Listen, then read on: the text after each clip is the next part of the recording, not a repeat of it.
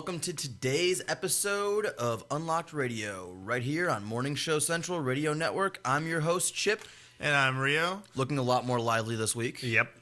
All right, and we're here to provide you with gaming news, gaming perspective, and gaming discussion. Yes, be sure to like us on Facebook at facebook.com/unlockedradio. Also follow us on Twitter at Unlocked Radio. Don't forget to subscribe to our YouTube channel at youtube.com/unlockedradio. And if you forget any of that, simply check out our website to get all the info we plug here at unlockedradio.com. All right, check out other shows on MSC Radio Network at morningshowcentral.com. Watch our show live, and join the chat at morningshowcentral.com/watch. Listen to the show on your smartphone by searching your app store for TuneIn Radio. Download the app, then search Morning Show Central. Wow, I'm still tongue-tied. Apparently last week was not bad enough. Sorry about that again. Anyways, so search for Morning Show Central on the app, or you can call into the show toll-free at 888-668-0742. All right, today on Unlocked Radio for September 30th it is, 2013? That's the right date? 2013, baby! Now, 31 days till my birthday. All right. Get some. On Unlocked Radio today, we're talking Assassin's Creed 4 Black Flag as it sets sail for PC on November 19th. Steam OS streams from computer to a big screen using Linux. Steambox exists and will come in a variety of Steam machines in 2014. And Valve reveals the Steam PC game controller. And after that, we're going to be discussing our favorite and least favorite video game controllers of all time, since this Steam controller seems to be having a little bit of controversy for an otherwise really innovative product. So you can go ahead and swipe your touchscreen and prepare to get unlocked. But before we get started... let me do a reading for Lakewood Computers. At 14035 Madison Avenue, Cleveland, Ohio, 44107-4531. Toll free 855-580-0768. If you're in need of computer repairs or just want to cut the cost of ink cartridges, printing supplies, count on Lakewood Computers in Lakewood, Ohio to provide it all. For the past 5 years, we've been providing you with a huge assortment of computer equipment and services at very competitive prices. We purchase and sell pre-owned desktops, laptops, and related equipment, and we offer outstanding prices on aftermarket printing supplies, including toner and ink cartridges. In addition to our cost-effective computers and computing products, we also provide a service and repairs for HP LaserJet printers and a complete menu of personal as well as commercial computer repairs. With 29 years of professional experience, we are highly confident in our ability to enhance your overall computing experience. Check them out online at www.joeslakewoodcomputers.com. This is a very seductive computer place, evidently. All right, moving along to our gaming news. Sorry. Little Wayne's World joke. All right, apparently my mic's not close enough to my mouth, so, better? He knows all about radio etiquette. Anyway, Ubisoft announced that the Windows PC version of Assassin's Creed 4 Black Flag will premiere on November 19th, launching alongside releases for the Xbox One and PlayStation 4. And Rio touches himself. And I touch myself because, I do like Assassin's Creed quite a bit. Black Flag tracks the swashbuckling life of Captain Edward Kenway, who heads up a high-stakes heist in the Caribbean. The new trailer features Kenway's accomplices, introducing his shipmates Blackbeard, Anne Bonny, and Charles Vane, among others. Now, of course, like before, we cannot show you the video game controller or the video game trailer here on the show because, well, people like to get upset and flag us. So we will have a link for that later on our Facebook page and our website and the YouTube, everything else, and all the description stuff. In the meantime, we got to let you know that Assassin's Creed 4 will hit the Xbox 360, the PlayStation 3, and the Wii U on October 29th. So you got a little bit of a bridge gap there. You people who play PC, you're just going to have to wait a little bit longer. All right, on to our second topic. My piranha plant on my shirt is eating my beer bottle opener. Whoa. Okay, that's actually not our second topic. I just wanted to point that out. Ta-da. So SteamOS is a Linux-based operating system built to stream Windows and Mac games, music, TV, and movies from a computer or to the big screen. Along with native support for Linux games, SteamOS allows users to stream over their home networks and onto their TVs, running on any living room machine. The new OS will be available soon for free. Valve writes, in SteamOS, we have achieved significant performance increases in graphics processing, and now we're targeting audio performance and reductions to input latency and at the operating system level. Game developers are already taking advantage of these as target Steam OS, taking advantage of these as they target Steam OS for the new releases. Okay, so yeah, people are already getting on board with this and preparing their new releases for it. Valve says it is working with well-known media services for music, TV, movies on Steam OS. Wow, I can't talk today. Okay. The new services, of course, incorporate Steam family sharing, allowing users to share their game libraries with friends, and will include more robust parental controls. This is the new software portion of Steambox, a device that Valve has been publicly toying with since March 2012. Congratulations, they're following through and working out the bugs before it's released. Granted, in terms of Valve time, okay, a 1.5-year turnover is some seriously hyper-speed hardware. Last week at LinuxCon, Valve boss Gabe Newell talked Steambox and unified couch computing, noting that closed platforms can't bring together contrasting technologies. I have no idea why I can't talk today. I'm serious. This is getting on my nerves. Big picture mode, the supposed UI system of Steambox, entered public beta in September 2012. Valve made another announcement a couple days later, which Rio will share with us now. All right, yeah, on September, and let's try to we'll try to read this one a little bit better. These are a little streamlined. There's actually, for some reason, the images aren't playing a little bit, but we're talking about Steam a little bit about Steam today. They're coming out with a lot of stuff last week on September 25th, 2 days after the article that he was talking about.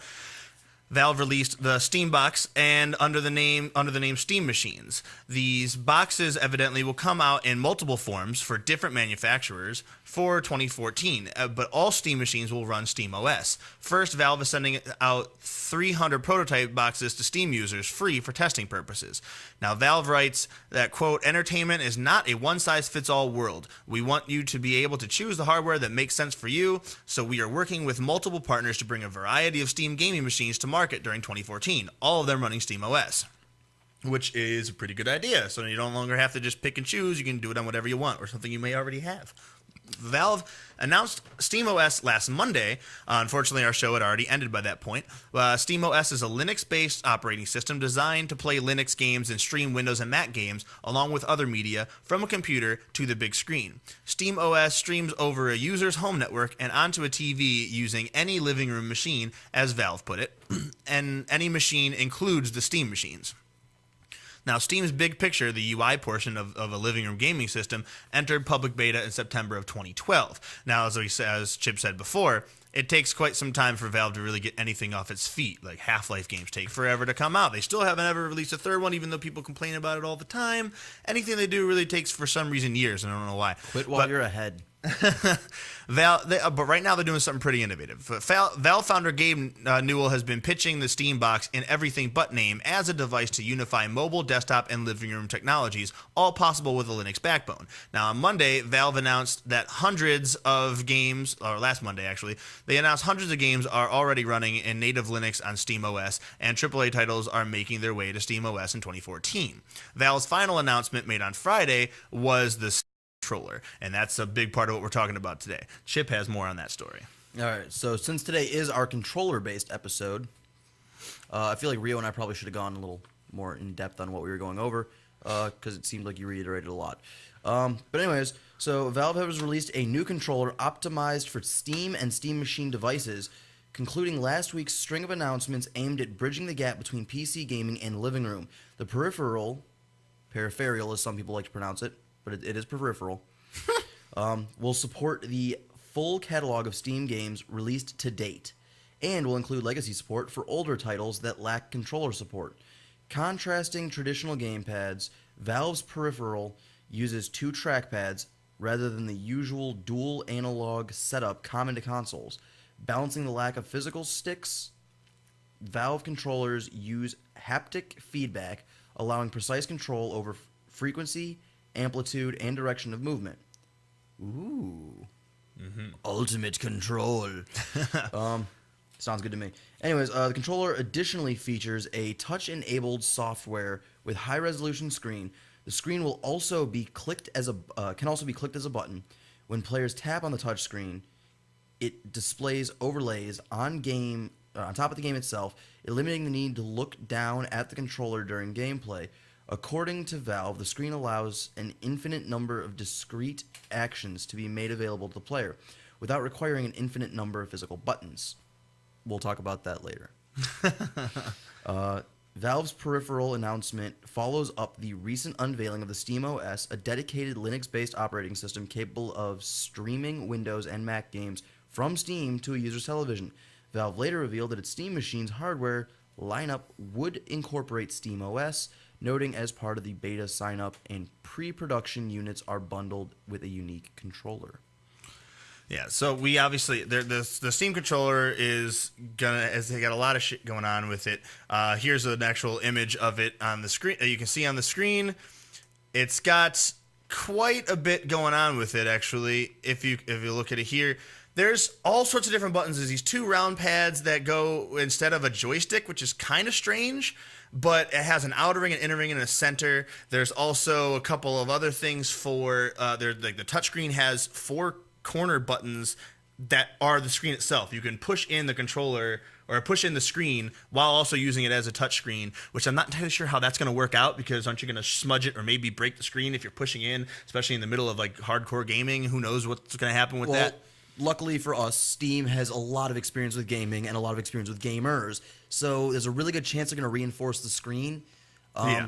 Also, have you ever actually broken the your mouse pad on your Mac there? It's true. No, I have not. Perhaps it's similar to that. But again, I'm only tapping that. I'm not pressing it in as a corner button. Obviously, you're not gaming. Oh, wait, it's a Mac. That's what he did. Jeez. Sorry, had to throw another Mac joke in there. Yeah, the controller itself looks very strange, but it has 16 different buttons that are all perfectly customizable and programmable. They're basically the same way you would program a keyboard if you're PC gaming. So people are kind of complaining about those two joysticks and the buttons kind of being in the middle next to or between the two trackpads and the screen, and you're not having like a dedicated X, B, Y, A or triangle, circle, square, X. You don't have those, like that dedicated thing. But at the same time, you can make looking around with like this with the right side of the controller, as you can see there, and you can have the left side do the movement. There's 2 actual buttons on the grips where you just have to squeeze your fingers to actually press those, kind of similar to the Z button on the N64 controller. There's also shoulder buttons and triggers, and all of those things, like I said before, you can program them however you would, the same way you would a keyboard. So it's hyper complicated, but it's hyper customizable as well. So you can use it for whatever feels nice for you. Yeah, so you can actually build it to your own personal preference. I mean, most games you can change what the controller does anyways. But I mean, overall, by having all of these potential possibilities, you can literally customize gaming to be perfectly comfortable for you at any rate. Yeah, the biggest one that I saw, and I actually have an image I'm pulling up here right now, is a little quote somebody had from Henry Ford. If I asked people what they wanted, they would have said faster horses, and which is a pretty good quote as far as innovation goes. Like, everyone just wants the same kind of thing, and they don't like the fact that it's very different. But if you look at it and the things that it could be, I kind of like the idea. I'm for it, despite the fact that the grips look really kind of weird and bulky. And that's the only part that kind of seems to get me a little bit. I don't know. It looks like it'd be really comfortable to hold, pending the size of your hands. Yeah, pending the size of your hands. Well, there's also this image right here that shows it as Darth Vader's face, which looks pretty accurate. Huh. It's exactly what his face looks like. That's pretty. It was scary, right? A little bit. Let me see that picture of the person holding it. I want to see that one. The picture of the person holding the actual controller. Yeah. There was a prototype one that someone was holding earlier. Let me find that one real quick. This is without the touchscreen. This is just with the 4 buttons underneath. Yeah, it looks like it might be a little smaller than I'd like. And that was a little wider at the time. Now, obviously, the newer version is going to be larger. Let's see if I can go over to, this is what they look like. Well, not that particular image. But to where it looks like now, like that, these are like, to see all the different buttons that they have on the backside. All those things are pretty cool if you think about it. And then, yeah, there's another. It's the bulky bottoms to the grip. It throws me off a little bit. Rio. Look, I have an imagination. Okay, that's basically it in itself. What it looks like now. This is the new design, the newest thing that they have with the touchscreen and everything else. And it's got the chat button down at the bottom, the settings at the top. You can swipe the whole thing up, and then it comes up on the screen, so you don't actually have to look down. Again, there's next phase. The controller will be its own independent game system that you can link to your system, right? Yeah, like Wii U. Is that what you're trying Something to get like at? that, maybe. I don't know. So let's go with that. Yeah, there's a lot of. I don't know what these three buttons down here at the bottom either. These little. I'm guessing start, select, and spacebar. Yeah. So you have that. There's all the 16 different buttons, and that's only if you include the touchscreen as just one. Whereas, like they said, there's 4 corners that you can each indent to make it do different things, and of course there's going to be touchscreen interface, which gives you even more options. Not to mention pulling it up onto the screen and then being able to use buttons on your controller for the screen. So they wanted to give you a bunch of different options without giving you an 800 buttons, which is nice. It kind of reminds me of the VMU for the Dreamcast. Maybe. Like, will it be as have as little use as a Dreamcast one? Because that really didn't do much except for like a couple little quirky Tamagotchi type games. Yeah, I'm guessing this is going to be a lot better. Yeah, just overall. because again, it is Steam. They do Yeah. come out whenever they do come out with something, few and far between. It is really good. It's phenomenal. It's The just a Steam matter of them interface being for come out, gaming. yeah. Yeah, the Steam interface for gaming itself is awesome. Being able to combine the chat, so you don't have to go and download all these outside things for your computer. You don't have to go down. People still download Vent all the time anyway for Speak, but you have that option in there. You have the chat option right in there. You download your game similar as you would to iTunes, where you can download it again to a new computer just right off the thing. It already shows that you purchased it. They give awesome deals for their games all the time. So their summer sale seems to absorb most paychecks. so they're going to be doing a lot of that. A lot of adding those things, and if you think about it, having a game console with Steam's price points also sounds really good, especially being able to download and then just put them onto another screen. Now, the other thing that they were talking about with the different consoles and having different types of hardware that you can use, so you can pick what kind of price point you're looking for, what kind of hardware you want, what kind of hard drive space you want, how many games you want to download. There's a lot of stuff that you could do with that. Like, let's say I don't plan on downloading a bunch of games. I'd rather stream a couple things. I don't need a 300 gig hard drive for my Steam box. You can download it. You can buy a cheaper version of that, similar to how the PS4, like PlayStation, has been doing. But they seem to be going with multiple manufacturers. Maybe even outsourcing to something like if you already have an Apple TV, maybe you might be able to just use the same system and just stream it over there because it's coming from your PC. Yeah. And then have your controller interact with it that way. One of the things I find most appealing about this controller is actually in the replacement for the analog sticks. By having the 3 rings, I feel like that's definitely going to help with gamer thumb a little bit. You're not going to have to gently, just slightly move your thumb. Right. It's going to work more like a mouse does in the first place. Yeah. Where you don't have to come to center to stop. That should be pretty well. What I'm curious to see is what about when someone's playing League? What do they do then? What do you have when if it moves over? With League, you're pointing and clicking where you're moving to. Are they going to have some way to make sure the left mouse moves you and the right mouse moves the clicker around for where you're attacking at? Or is it going to move it around like a mouse anyway, and you're going to use the triggers to click for left click and right click? There's a couple different ways they could do that. I mean, it is. Yeah, I mean, I feel like because it is completely customizable. That's a Steam joke. You might be able to just program one joystick to be movement, one to move the cursor and then click, or you might be able to just program it so that they both do different things. Or the other thing that would be cool as far as League goes is you would have all 4 of your abilities right there on the touchscreen. Yeah, and then just touch it right there. Just press my alt right there. That's pretty simple. Or they could be the 4 buttons, however you want to do it. Yeah. I think that has a lot of good translations. Yeah, I'm not entirely sure if League is going to be a big thing with this, but I don't think it'll hurt it. I don't think it will either. People like to play it on their on a larger screen because you could probably do this again. So what about the people who have just laptops and stuff like that? They might have just a netbook or something small, and they're playing it on there like this little tiny motherfucker. I want to play it on a much larger screen, on a 32-inch or a 64-inch for that matter. If somebody has one of those, they love to be able to play it on that. It sounds nice. It does in theory, but again, you're looking at playing League.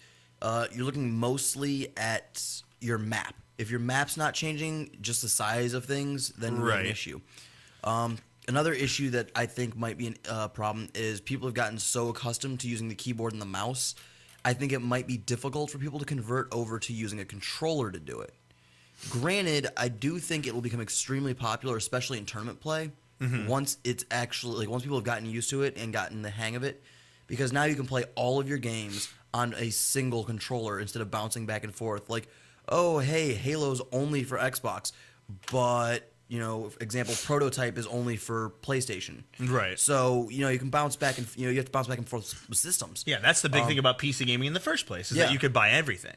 Yeah. You can buy a controller for whatever. You can buy every game. It didn't matter. And with Steam, you'll be able to do that and play it all on a single controller without any issue on that. Yeah. And being fully customizable. If you like PlayStation better, you can set up like a PlayStation controller. You like Xbox better, you set up like an Xbox controller. It doesn't matter. It is built for comfort.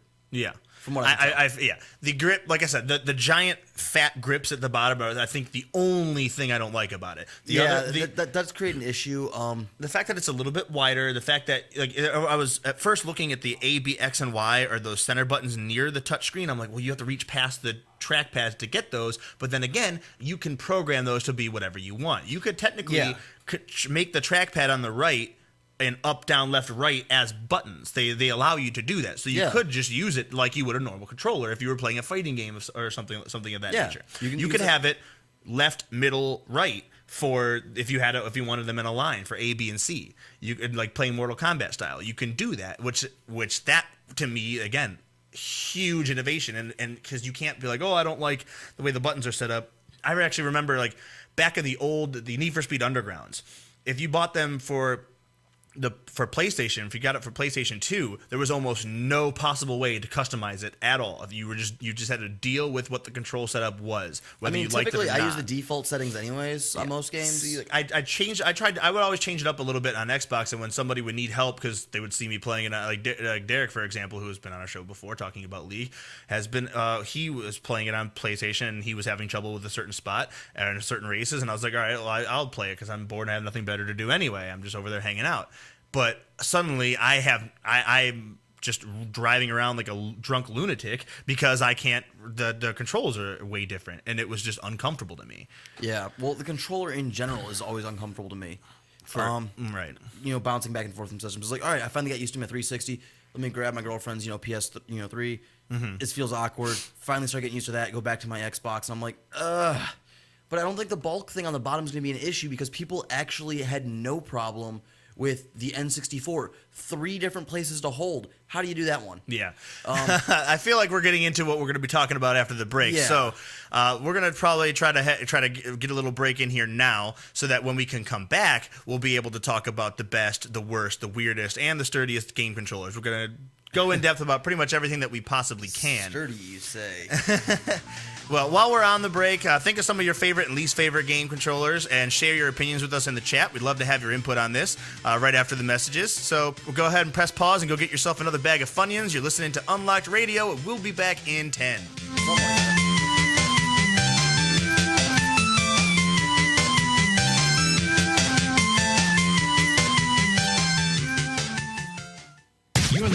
You're listening to Morning Show Central Radio Network. Hey, local bands and unsigned artists. What if I told you there was a place in Cleveland where you can get your merch made and have it sold in one location? What if I said you could bring your CDs and tickets to upcoming shows to this location? And what if I said you could do live acoustic sets at this location? I bet you're thinking there's no such place in Cleveland. Guess what? You'd be wrong. Contact Rick Navario at Rock City, Cleveland, and tell him you need merch made and you want to sell it in his store. Now, how cool is that? You can tell your fans to come down and get your stuff, and I think he'd ship your products to your fans. And he's local. Contact Rick Navario at Rock City, Cleveland today. 216-622-0377. That's 216-622-0377. MSC Radio Network has just tweeted the following. This bowel movement won't come out. Check us out on Twitter at twitter.com/MSC Radio Network. With hundreds of live weather products and layers and thousands of combinations, Weather Studio provides a professional graphics and store monitoring solution without complex user knowledge and without the industry standard price tag of $1,000 plus broadcast systems. Weather Studio displays a plethora of critical atmospheric and geophysical data on an interactive GIS-enabled computer map. Get your free 14-day trial of Weather Studio at their website, weatherstudio.paulmarv.com. That's weatherstudio.paulmarv.com. If you're looking for the best in musical equipment, recording gear, sound reinforcement, and more, Guitar Center has you covered. Guitar Center, located at 26635 Brook Park Road in North Olmsted, has the tools of your trade. With the largest selection of music and sound gear in the area, they cater to your musical needs and have the knowledge to help you out. Guitar Center in North Olmsted. morningshowcentral.com uses them. You should too. Need to know more? Go to guitarcenter.com. I knew something was wrong when a little pretty white girl ran into a black man's arms. You're listening to Morning Show Central Radio Network. I know. Oh my God, I know what we're gonna do. Oh, it's so delicious, I can almost taste it. If you're looking for the best sub shop in town, look no further. Hanini Subs, located at 7310 Lorraine Avenue, is the place for you. Stop in for a cold cut sub, cheeseburger and fries, wingdings and fries, and so much more. Can almost taste it. Hanini Subs at 7310 Lorraine Avenue is open 24 hours a day. Check them out on Facebook, facebook.com/burrito crazy. And if you mention MSC Radio Network, you'll get $1 off your meal. It's all good at Hanini Subs. So damn good. Looking for reliable and affordable Shoutcast audio or video hosting? JWN Media offers complete Shoutcast hosting solutions for business or personal use. All plans come with full listener stats, custom web scripts for implementing your service into your existing website, full server control, super fast network, and huge bandwidth limits, a 99.5% uptime guarantee, and friendly, knowledgeable support personnel dedicated to making your hosting experience fun and easy. With plans starting at only $3 a month, you have no excuse not to get a server of your own. Plus, with the option to add auto DJ and on-demand services, you can be confident your station will be all it can be. Custom plans are also available at their website. Simply visit jwnmedia.com and click the Shoutcast hosting link to get started right now. User-friendly and ready to serve. morningshowcentral.com. Lakewood Computer, located at 14035 Madison Avenue in Lakewood, has it all.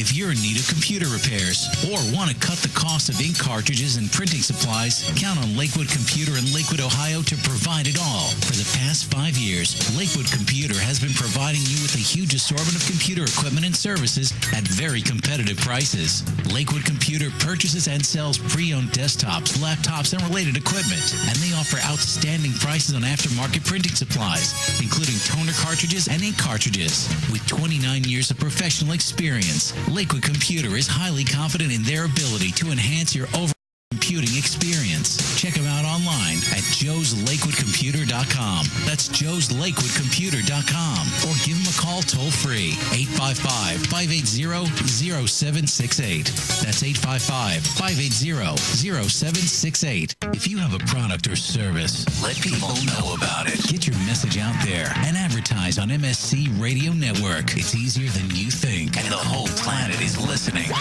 Find out how you can advertise. Email Chris at morningshowcentral.com. Oh, great. Not another phone Farmville request. Check us out on Facebook at facebook.com/morningshowcentral. Denying one Farmville request at a time. Pete 99 Technologies. Affordable and reliable web hosting done right. Jumping from one web host to another can be frustrating. Finding a good web host can be unnerving for even the most experienced of web designers. That's why Uncensored Net Noise has chosen P99 Technologies as its web hosting supplier. Established in 1999, P99 Technologies has evolved into a first-class web hosting provider. its 99.9% uptime rivals many in the industry. That's why they offer their 30-day guarantee. No questions asked. For more information, go to P99.com. P99 Technologies will help you get started with your web presence. With honest and expert customer service. P99 Technologies. Affordable and reliable web hosting done right. This is President Barack Obama, and you're listening to MSC Radio Network.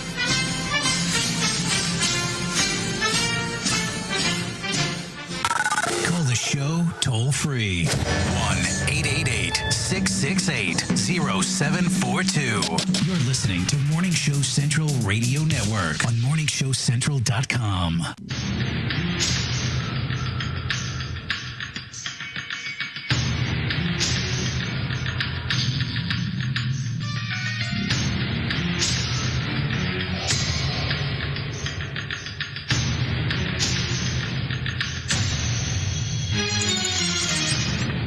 All right.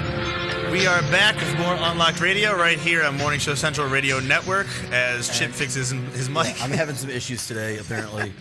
Not just with speech, with my equipment. Yeah. So yeah, we're back right here on Morning Show Central Radio Network. Before the break, we talked about Assassin's Creed 4, SteamOS, Linux, Steambox, Steam Machines, and the Steam All PC this controller. steam is making me think about fires, especially forest fires. Forest fires. Oh no, did you know that 9 out of 10 wildfires are caused by humans? That means 9 out of 10 can be prevented. Shameless segue. I know, right? So if you've got camping plans coming up, which I know some of you do, probably not. Yeah. Most of you are We sitting have behind some it. camping plans at the end of the summer. Most of you guys probably have, gaming plans set for the rest of the summer or winter or fall or. They're going to camp in the building. Call of Duty. Dude, I'm pretty sure most of you don't even know what outside looks like anymore. So, ta-da. Anyways, but there are many ways to start a fire and only one sure way to put it out. So before heading into the wilderness, armed with marshmallows, hot dogs, and your TV, game controller, and power generator, follow these simple steps. First, drown your embers with lots of water and dirt. Stir with a shovel or a stick, not your hands. Then drown the embers again. Then you can touch it with the back of your hand to see if it's cold. If it's not cold, start over and follow these steps again. By following these steps, you can prevent a huge disaster. So before you leave, remember to drown, stir, drown again, and feel. Because your fire might look out, but that doesn't mean it is out. For more information, visit SmokeyTheBear.com. .com. Copyright? Jeff Dunham, I think. Right? Oh, God. Sorry, had to do that. But anyways, I'm sorry. Drown, stir, drown again, and feel. That sounds like my last date. Oh, jeez. She may feel dead, Oh, jeez. but you better make sure. All right. Yeah. So we got new game controllers and stuff. So after all this talk about Steam and realizing that after everything, it all comes down to the controller, we thought we'd talk about some of our favorites and some of the ones that just outright piss us off. For example, the original Xbox controller. Yep. Oh, God. There was an Huge. image on the computer about that just a little bit ago. Let me go and find it because holy crap. Huge, clunky, Yeah, let's find bulky, this giant piece annoying, of poop. There it is. Huge, bulky, Look clunky, at that annoying, thing. oddly shaped, hurt your The hands. size of a Dreamcast. And let's just put it this way. If you threw it out your window, the city might bill you for a new sidewalk. Yeah. That fucker was You might injure a indestructible. child. That it was indestructible. Like, I've hit people in the head with it because a brick didn't do the job. Yeah. Drop that off the Empire State Building. The Empire State Building will crumble beneath your feet. I am king of the world. Oh, man. That controller, what the hell were they thinking? That big giant center piece, just Xbox, look at you. Like, why? We literally put it up to next to a Dreamcast, and they're the exact same size. Who thought that was a good idea? No, you didn't. You can't lose your controller. That just look, we're gamers. We rage quit and we throw our controllers sometimes. Have you ever played Street Fighter? That's gonna happen. And when you do, or Contra for that matter, and when you do that, you're gonna with a controller that large, you're breaking stuff. Oh, evidently I have my mic in Chip's face. Yep. Whoops. There we go. Good job, Rio. That's true. Again, proper etiquette on the radio, right? Yeah, proper etiquette on the radio. That's all right. I actually liked it that way. It kind of looked like it was poking you a little bit. All right, that's... Come on. That's not awkward. Yeah, wrong kind of joystick. All right, back to the controllers. All right, so Xbox controller, really bad controller. What about good controller? Oh, actually, you know what? Before we do that, bad controller. Atari Jaguar. Now, this one on the screen right now, the Atari Jaguar. Oh, God. D-pad up there, start select, C, B, and A up there, kind of diagonal, weird ways, and Backwards this little number from the pad. Sega Genesis, guys. Yeah. And then you have this number pad, which, depending on what game you were playing, you had a plastic cover that went over it that would cover some of the buttons and enable some of the other ones, giving you a different type of gameplay each time you played it, but just something else you had to learn. If you could still press on the plastic thing and accidentally press another button. Also, 1980s cell phone. Yeah, looks just freaking awful, ghastly, as British people will call it, ghastly, however you want to do it. There's a lot of I do have, speaking of the Steam controller, someone sent me this nice little piece, this John Cusack holding up the upside down new Steam controller. It does look quite like a boombox. Yeah, but again, bad looking controllers, we've seen worse. I mean, like that's about accurate size for an Xbox, One control, or the original Xbox controller. Oh yeah, with him holding it up like that. Yeah, in comparison. It is the size of a boombox. Yeah. The Steam controller is supposedly not that big. Something simple, nice, easy. This Atari controller right here. Okay. Atari is always good. Can't go wrong with the Atari. Bali was actually the simplest, but still complicated. It was a joystick that had a trigger on the front and then a knob on the top, and you turn the knob, and the knob was also a joystick. It's really cool. Wait. We're talking about I think I have one of those somewhere, something ridiculous. It looked almost like a remote with a dial. If I could find it. If you can find it, let me know. Oh, I'm pretty sure I can find it. Give me 1 second. Yeah, because the Bali no. Oh no, because this is the one I wanted to bring up for the worst controller ever. That thing, because that's what it sounded like you were describing, is just what? Do me a favor, Google search the Bali controller real quick. Let's do that. All right. Because what about another controller? What about one of your favorites? Let's bring up a good one since we've been trashing them quite a bit. I was gonna keep trashing them and then eventually come up with something I liked. Well, while I search for the Bali controller, I actually kind of like the N64 controller, simply because when I got mad while I was gaming, I threw it, it would come back.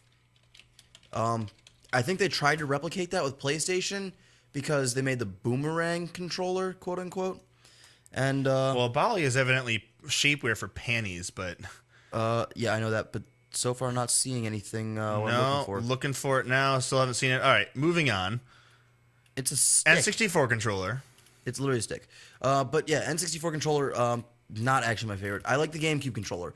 It took a lot of getting used to, but once I did, I didn't have any issues with thumb cramps. Having to crack my thumbs. Just in general, I didn't want to throw the controller. It felt right. So I was content with that. I did like that. More so, a little bit more so than the original 64 controller, because the original 64 controller, while it did feel nice for the most part, it's kind of weird. Like Bali is 2 L's and a Y. Well, then that will be why we're not getting it.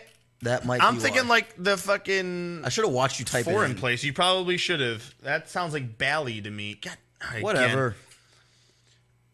All right. Well, either way, the Z controller, as I was saying, the Z trigger on the controller, like when you're there we go, with that random thing off to the right, was kind of weird. Okay, can we zoom in on just the actual controller? Nah, right. That's one of the top pictures. There's a controller on the. No, yeah. Next picture over. Like what? All right, next picture over is just that. Yeah, that's the controller. Okay, this is the controller. There's a trigger on the front of it.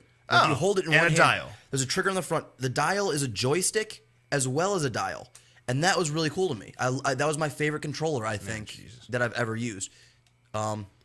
Yeah, all right. Well, I'm not going to get a larger one than that because Google likes to be difficult. A pain. But either way, okay, a little joystick, kind of like when you had the what were the little RC cars that went on a track? Pretty much, yeah. You have the dial on top and the trigger, and that was pretty much it. And guess what? You could do side scrollers, you could do puzzle games, you could do shooting games, and it worked.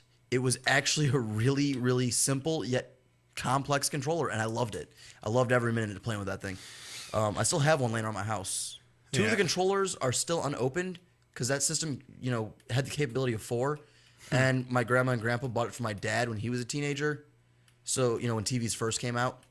So that he could, that the whole family could game because my dad had an older brother.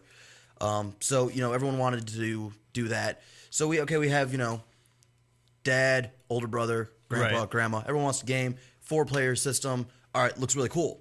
And 2 of the controllers were never opened because my dad and my grandma were the only 2 that played it. So, and then when my mom and dad got married, my grandma gave it to my mom. My mom loved the shit out of it. And then I found it one day, and I've had it ever since. I mean, it sounds pretty simple. I'm not entirely sure exactly how it works because I haven't played it. Looking at it just by itself seems kind of primitive. But then again, if I find a TV that actually requires AV cables, actually, I take it back. It had a universal serial bus, I think, was how it plugged into the TV. Yeah. So I'll have to find a TV that I can play it on, and I'll bring it out for you. All right. One of these days. Moving along to another awesome controller. They have an adapter that you can use on the new LCD TVs. Why would I want an adapter? I'll just find an old TV. I'm sure I got one in my house. You gotta have the full classic feel. Yeah, I'm gonna go get a playing black on a tube TV. I'm gonna go get a black and white tube Zenith. Oh Jesus! Like 500-pound 16-inch TV. All right. Going on with the classics, another one of my favorite controllers. Not necessarily classic, obviously, because like Nintendo, Atari, that stuff's real classic. But moving on, Super Nintendo controller, as you can see on the photo. Another was probably one of my favorites because mainly it was the majority of my childhood. But first controller that had its own dedicated colors for the buttons. Also the first one that had the shoulder buttons. So, and there was a lot of stuff that, it came out with Super Mario. They had a lot of different types of games back then. You could do your fighters on there, and then the shoulder buttons would be like the stronger punches, things like that. Real tiny, real thin, and it fit right. It didn't have the sharp edges that a Nintendo did where you would put a dent in your drywall if you threw it. Yeah. See, my biggest problem with, the colored buttons thing, I'm colorblind anyways. So, well, they're all still great at me. It just, it depends on how it really works out for you. I'm actually not colorblind, guys. I'm just messing with you. I wanted to see if Rio would buy it because, we've known each other for how long, and I've never told him I was colorblind. Yeah, it's like, I'm color deficient, so if you have red and green together, like, they're hard to tell apart, but, there's a bunch of gray and stuff in between there, so I never would have an issue with something like that. That's one of my more favorite controllers. Obviously, the next generation, 64, I liked way better than PlayStation, but they had a lot. What other controllers really, like, I have had, the Dreamcast one I still did like a lot. See, I wasn't really the biggest fan of the Dreamcast controller. I don't know. Just saying. This is a clunky piece of crap. Still, I don't like it just because I have bouncing back and forth between those two just was horrible. The Xbox One the Xbox 360 controller and the Xbox controller, or the original Xbox controller and all the different off-brand video game store brands of it. Any Microsoft controller was a fucking nightmare. I don't care if it was made by a subcontracted company or generic, controller. If it plugged into an Xbox, it was terrible.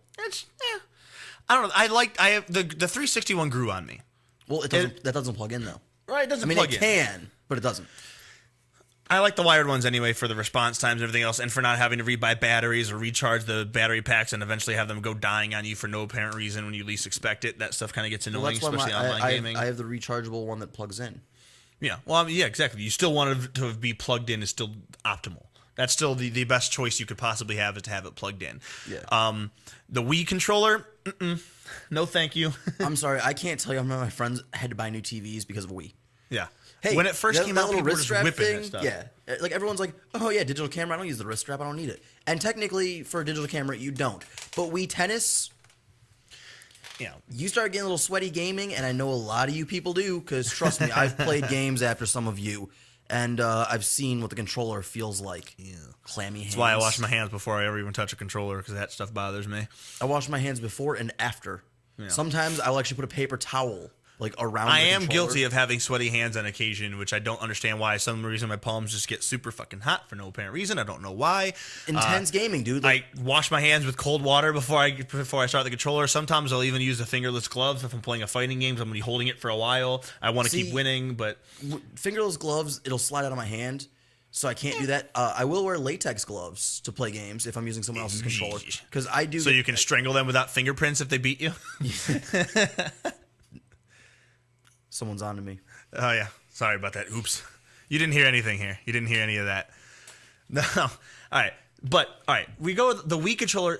No one, we have problems with that. The GameCube controller, you said you loved. The N64 controller, everybody pretty much has some sort of nostalgic feel towards that one. Obviously, it kind of grew on you because depending on which game you were playing, depended on how you held the controller. That's true. Like GoldenEye, you're holding the center one because you want the joystick and the trigger.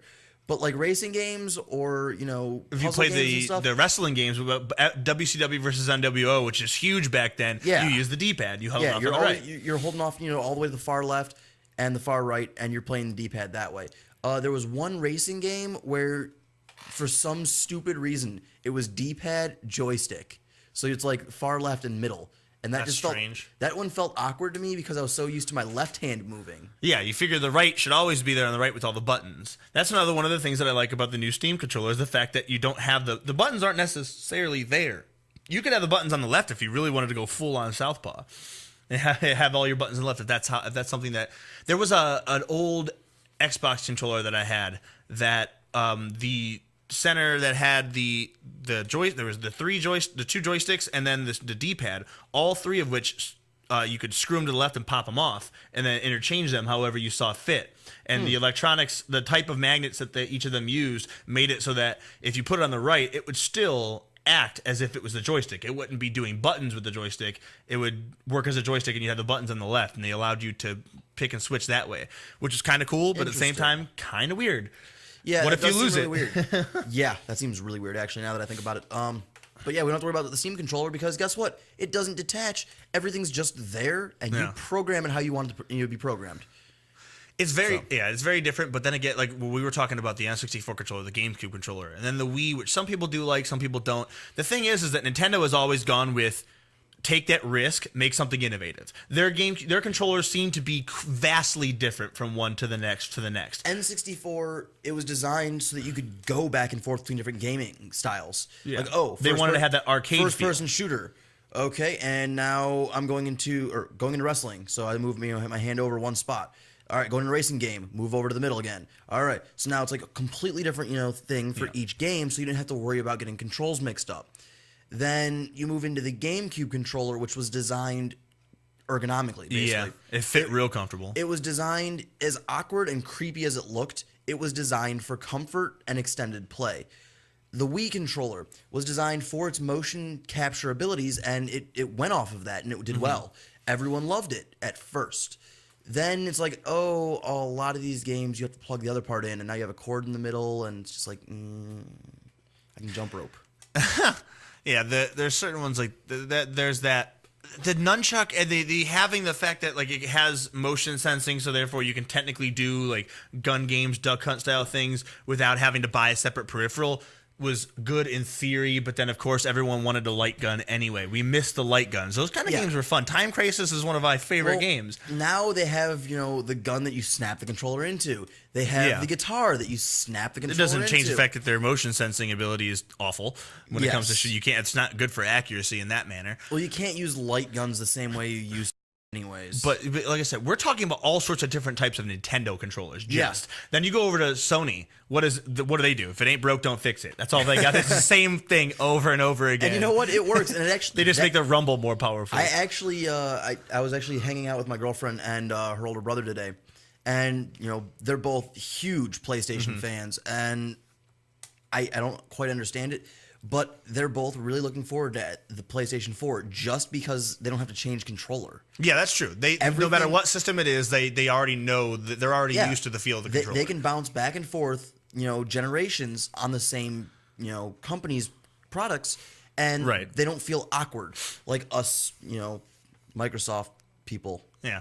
Well, then, but and then the 360 is a different end. None of these are technically wrong. If it ain't broke, don't fix it. Does apply because it's working for PlayStation. Their controllers, everyone likes the same feel of it. For Nintendo, they're always about innovation, so they make different new types of controllers. Yeah. They're willing to take the risks. And with Microsoft, you see from the Xbox controller, giant big piece of crap, to the newer version of the Xbox controller before the 360 came out, then to the 360, and now to the Xbox One. You see it get smaller, more compact, more fluid, and feeling better. Well, they're basically saying that there's always room for improvement. So none of these three philosophies are wrong. Yeah.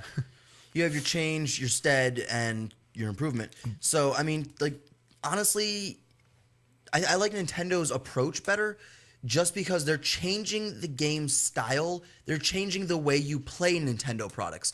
And because of that, you need a new controller. You need a new style of controller to deal with the different gaming.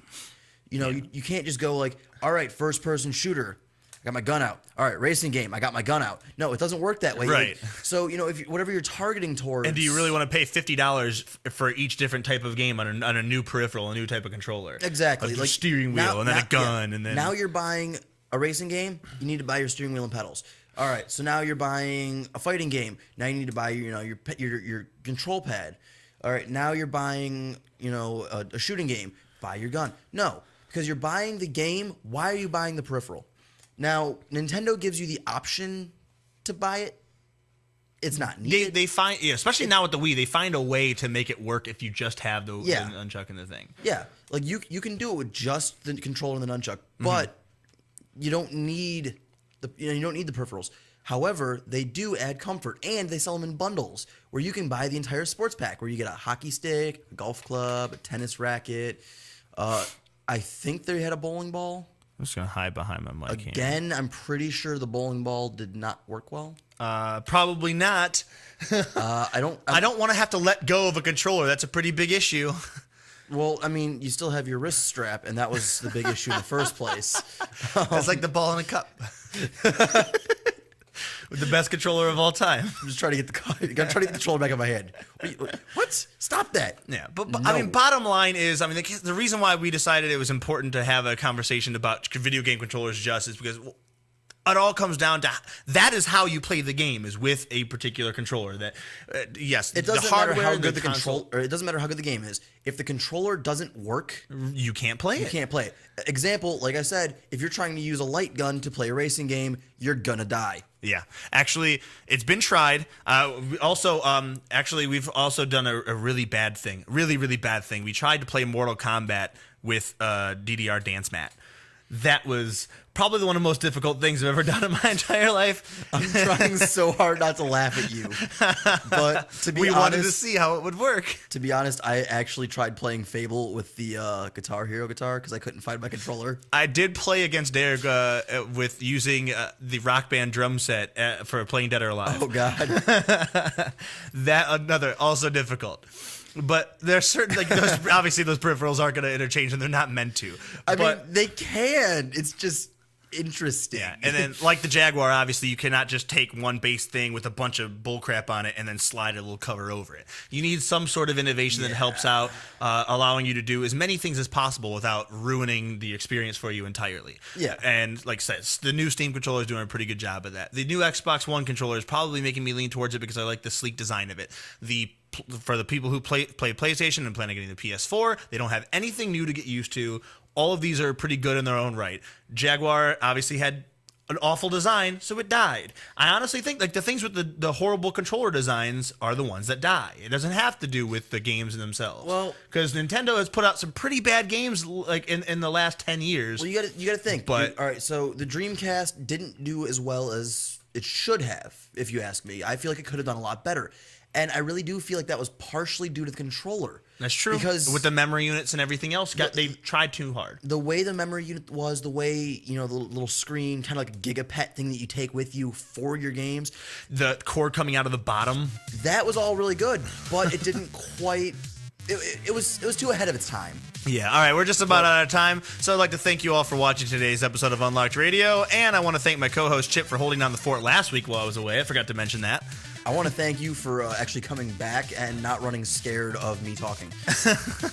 We're your hosts, Chip and Rio, and we'll be here every Monday, now at our new time slot, 6 p.m. Eastern Time, to provide you with gaming news, perspective, and gaming discussion. Before I forget, let me read off Hanini Subs. Check out Hanini Subs on Lorraine Avenue, and apparently they're the best sub shop in town. They're pretty tasty. Remember to like us on Facebook, subscribe to our YouTube channel, follow us on Twitter, and check out our website. Also, show some love to Morning Show Central that you can see down here because they make all of this possible.